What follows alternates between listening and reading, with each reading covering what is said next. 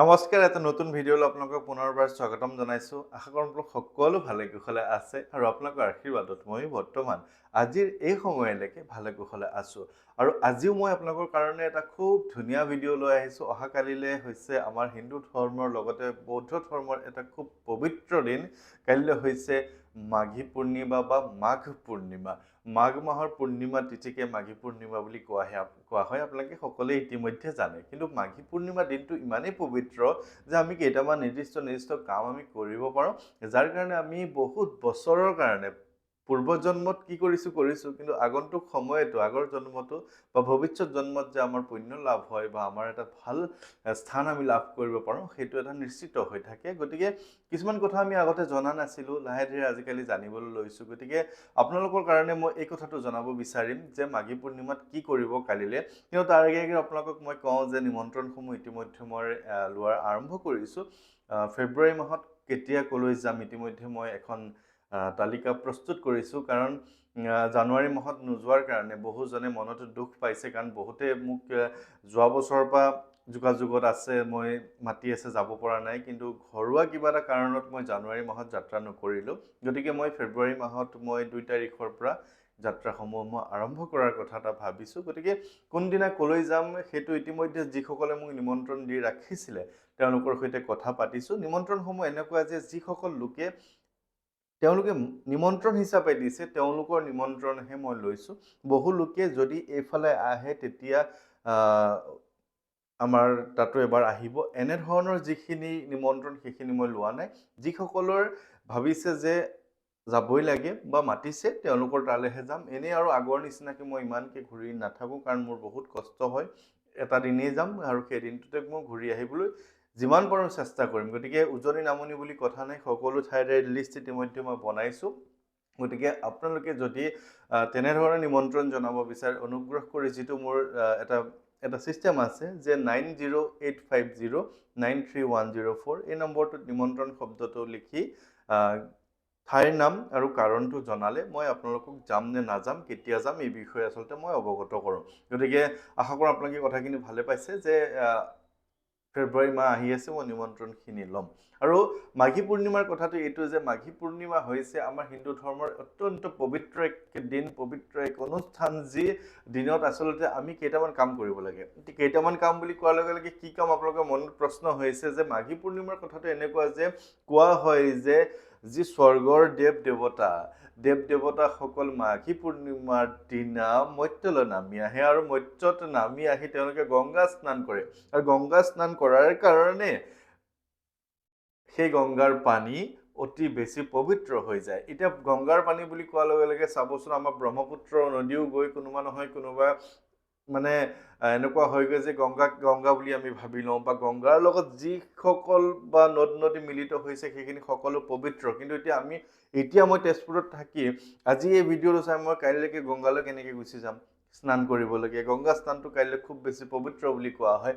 গতিকে আপোনালোকে ওচৰতে য'তে যি ওচৰত আপোনালোকে পবিত্ৰ স্থান আছে, নদ নদী, তাতে আপোনালোকে কাইলৈ স্নান কৰিব পাৰে, বা তাৰ পৰা অলপমান পানী আনি আপোনালোকে নিজে ঘৰতে কাইলৈ ৰাতিপুৱা ধুনীয়াকৈ উঠি স্নান কৰাটো খুবেই জৰুৰী। আৰু যি ল'ৰা ছোৱালীয়ে বা বেছিভাগ ল'ৰাই গা পা নুধুৱে নহয়, তেওঁলোকৰ কাৰণে কৈছোঁ, মাক দেউতাকেও কাইলৈ খোৱাৰ পৰা উঠোৱাৰ পিছতেই স্নান কৰাৰ ব্যৱস্থাটো কৰিব। কাইলৈ দিনটোৰ সমান পবিত্ৰ আৰু দিন আচলতে হিন্দু ধৰ্মত নাই বুলি নকওঁ, কিন্তু কাইলৈ এটা খুব পবিত্ৰ দিন। কাইলৈ দিনটো স্নান যেনেকৈ হ'লেও কৰিব লাগে। এতিয়া ঠাণ্ডা দিন বুলি বহুত ল'ৰাবিলাকে গা চা নুধুৱে ন, সেইবিলাক নকৰিব, কাইলৈ কৰক, খুব বেছি ভাল পাব। প্ৰথম কথাটো হ'ল যে আপুনি স্নান কৰিব লাগে।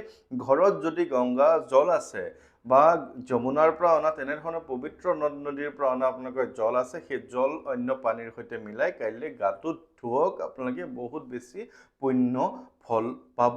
আৰু কথাটো এনেকুৱা যে যিহেতু অহা কালিলৈ এক পবিত্ৰ দিন আমাৰ আধ্যাত্মিক দিশত, গতিকে এইটো নহয় যে আমি কোনোবা এভাগ মন্দিৰলৈকে যাব লাগিব, শিৱ মন্দিৰলৈ যাব লাগিব, হনুমান মন্দিৰত যাব লাগিব, বা কোনোবা এক মন্দিৰত যাব লাগিব বুলি কোনো তেনেকুৱা নিৰ্দিষ্ট ধৰা বন্ধা কথা নাই। কাইলৈ আপোনালোকে যিহেতু আধ্যাত্মিক এক জ্ঞান লাভৰ কাৰণেই হওক বা মন প্ৰাণ প্ৰফুল্লিত কৰিবৰ কাৰণে আধ্যাত্মিক স্থানত যাব লাগে আপোনালোকে কাইলৈ ঘৰৰ ওচৰতে থকা যিভাগ নামঘৰ তালৈকে যাওক তাতে গৈ এগছ চাকি আপোনালোকে জ্বলাওক আমাৰ অসমতো এনেকুৱা কিছুমান পবিত্ৰ নামঘৰ আছে য'ত কাইলৈ বহুত বেছি ভিৰ হ'ব আৰু সেয়া হৈছে আপোনালোকে জানে যে ভৰালী নামঘৰ নগাঁও কলিয়াবৰৰ ওচৰতে আছে ঠিক তেনেকৈ ঢেকীয়াখোৱা নামঘৰ আছে আঠখেলীয়া নামঘৰ আছে আমাৰ তেজপুৰতে এইখিনিতে আছে কেন্দুগুৰি বুঢ়া ডাঙৰীয়া থান বুলি বা বিভিন্ন বুঢ়া ডাঙৰীয়া থান আমাৰ তেজপুৰতো আছে অসমৰ বিভিন্ন স্থানত বুঢ়া ডাঙৰীয়া থান আছে য'ত কাইলৈ চাকি এগছি দিলে আপোনাৰ মন প্ৰাণ পবিত্ৰ হ'ব লগতে আপুনি যিখিনি মনোকামনা সিদ্ধিৰ বাবে আপুনি সেৱা কৰিব সেইখিনি আপুনি সিদ্ধি লাভ কৰিব এতিয়া প্ৰথম কথাটো হ'ল স্নান কৰাটো জৰুৰী এতিয়া যিসকল লোকটো মন্দিৰলৈ যায় তেওঁলোকেতো স্নান কৰিবই সেইটো কথাটো ক'ব লগা নাথাকে কিন্তু তথাপি মই কৈছোঁ যে যিসকলে তেনেধৰণে ভাবে যে গা পা নুধুলেও হ'ব ঠাণ্ডা দিনত অন্ততঃ নিজৰ মাক দেউতাকে ল'ৰা ছোৱালীক সেইটো কাইলৈ কৰিবলৈ নিদিব কাইলৈ যদি আপোনালোকৰ ঘৰত গংগা জল আছেতো আছে যদি নাই কাইলৈ ওচৰৰ যিকোনো এখন গেলামালৰ দোকানৰ পৰা হ'লেও বা আপোনালোকে পূজা সামগ্ৰীৰ দোকানৰ পৰা গংগা জল আনক আৰু স্নান কৰক আৰু যদি আপোনালোকে বাবে যে ওচৰতে নদী আছে নদীটো গৈ কাইলৈ স্নান কৰিলে খুব পবিত্ৰ আপোনালোকে ভাল ফল আপোনালোকে পাব আৰু এটা কথা হ'ল যে আপোনালোকে অহা কালিলৈ দান দক্ষিণা কৰিলেও খুব ভাল ফল পোৱা যায় এতিয়া দান কাক কৰিব এতিয়া বহুতেইতো বিভিন্ন কথাখিনি কৈ থাকে যে অমুকটো দান কৰিলে ভাল অমুক দান কৰিলে ভাল কিন্তু এটা কথা কাইলৈ মন কৰিব আপোনালোকে যি আমাৰ অসমীয়া পৰম্পৰা মতে এটা দান খুব পুণ্য বুলি মনা হয় সেয়া হৈছে যে এটা পূৰ্ণ পাত্ৰ ভোজনী বুলি কোৱা হয় যে পূৰ্ণ পাত্ৰ ভোজনী এটা কাইলৈ যদি কোনো এজন দৰিদ্ৰ লোকক আপোনালোকে দিব পাৰে তেনেহ'লে আপোনাৰ কাৰণে খুবেই ভাল কাইলৈৰ দিনটোত যি আশীৰ্বাদ আপোনালোকে লাভ কৰিব সেই আশীৰ্বাদে আপোনালোকৰ বহুত বেছি কামত দিব আৰু অহা কাইলৈৰ দিনটো আপোনালোকে যদি ঘৰৰ কিবা শুভ কাম কৰিব বুলি ভাবিছে বা বহুত দিনৰ পৰা আপোনালোকে ভাবি আছে ঘৰখনত খুঁটা পুতিব লাগে বেলেগ দিন চাই আছিলে যদিও আপোনালোকে অহা কাইলৈ খুঁটা পুতাৰ দিন হিচাপে আপোনালোকে বিচাৰি পোৱা নাই কিন্তু কাইলৈৰ দিনটো পবিত্ৰ দিন কাইলৈৰ দিনটো দোকান আৰম্ভ কাইলৈৰ দিনটো অন্যান্য ব্যৱসায়িক প্ৰতিষ্ঠান আৰম্ভ কাইলৈৰ দিনটো আপোনালোকে ঘৰৰ খুঁটা পুতা হওক বা অন্যান্য যিকোনো আপুনি যি কাম শুভ বুলি ভাবিব পাৰে সকলোখিনি শুভ কাম কাইলৈ আপোনালোকে কৰিব পাৰে যিহেতু মই কৈছোঁ যে স্বৰ্গৰ পৰা দেৱসকল নামি আহিব আৰু গংগা স্নান কৰিব গতিকে আপোনালোকে স্নান কৰাৰ পিছত কাইলৈ সকলো ধৰণৰ পবিত্ৰ কাম আপোনালোকে শুভ কাম আপোনালোকে কৰিব পাৰে আৰু পূৰ্ণ পাত্ৰ ভোজনী মানে আপোনালোকে জানে যে এটা সম্পূৰ্ণ এসাজেই হওক বা এখন ঘৰত খাব পৰাকৈ এটা সম্পূৰ্ণ এটা সাজ দিয়া হয় যে ইয়াতে চাউল থাকে দালি থাকে আপোনালোকে তেল থাকে আলু থাকে বা অন্যান্য যিখিনি এসাজত ভাতৰ কাৰণে প্ৰয়োজন আপোনালোকে যদি ভাত দালি ভাজি বনাম বুলি ভাবে তাত যিখিনি প্ৰয়োজন আপোনালোকে যদি ভাবিছে যে খিচিৰিৰ যোগাৰটো দিম তেনেহ'লে ঘিউ বটল এটা চাউল অলপ তেনেধৰণে আপোনালোকে সম্পূৰ্ণ এটা পূৰ্ণ পাত্ৰ ভোজনী কাইলৈ আপুনি দুখীয়া মানুহ এজনক আপোনালোকে দান কৰক আপোনালোকে কাইলৈ বহুত বেছি ফল লাভ কৰিব আৰু মাঘী পূৰ্ণিমাৰ আপোনালোকে ইমানেই বেছি ফল আছে যে কাইলৈ আপোনালোকে যদি যিকোনো অসমৰ পবিত্ৰ স্থানত আপোনালোকে যাব পাৰে নামঘৰ হওক মন্দিৰ হওক বিভিন্ন স্থানত নিৰ্দিষ্ট এই স্থান বুলি মই কোৱা নাই আপোনালোকে যিকোনো স্থানত আপোনালোকে যাব যদি ইচ্ছা কৰে আপোনালোকে যাওক বহুত বেছি ধুনীয়া সুফল আপোনালোকে লাভ কৰিব আৰু মই আপোনালোকক এইখিনিয়ে কৰিব দিছোঁ বৰ বেছি নিয়ম আপোনালোকক ক'বলৈ বিচৰা নাই আগতেও মই বেছি নিয়ম চিয়ম নিদিওঁ আপোনালোকে জানে যে আপোনালোকৰ কাৰণে যিটো শুভ সেই শুভ কামটোকে মই কৰিবলৈ দিওঁ যে অহা কাইলৈ আপোনালোকে পূৰ্ণপাত্ৰ ভোজনী এজন দৰিদ্ৰ লোকক দান কৰিব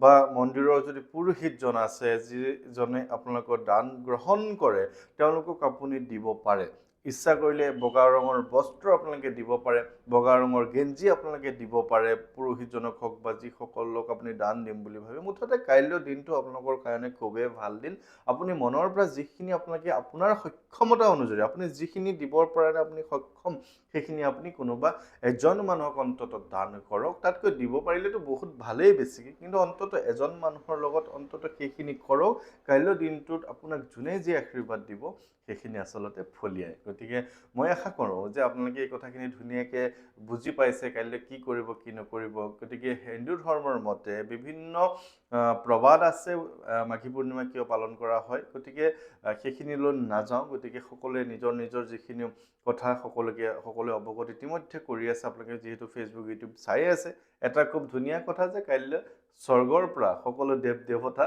নামি আহিব, নামি আহি আমাৰ মৰ্ত্যত নামি আহি স্নান কৰিব। গতিকে কাইলৈ আমি ৰাতিপুৱা গংগা জলৰ সৈতে স্নান কৰিলে বা ওচৰৰ নদীত গৈ স্নান কৰিলে আপোনালোকৰ ভাল।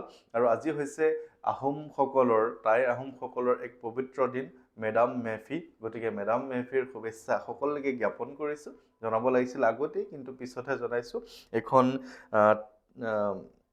তেওঁলোকৰ এখন যেনেধৰণে আমি গামোচা ল'ম তেনেধৰণে তেওঁলোকৰ টাইফানে কি কয় তেনেকুৱা ধৰণৰ এটা, আৰু এইটো ভুল ধৰিব নালাগে, পাহৰি যাওঁ। গতিকে টাই আহোমসকলৰ এখন খুব সুন্দৰ মই এখন লৈ আছোঁ আৰু সকলোকে মই শুভেচ্ছা জ্ঞাপন কৰিছোঁ মাঘী পূৰ্ণিমা। গতিকে সকলোৰে মই কুশল মংগল কামনা কৰি আজিৰ এই ভিডিঅ'টো ইমানতে সামৰণি কৰিছোঁ। সকলো ভালে কুশলে থাকিব। জয় শ্ৰীৰাম।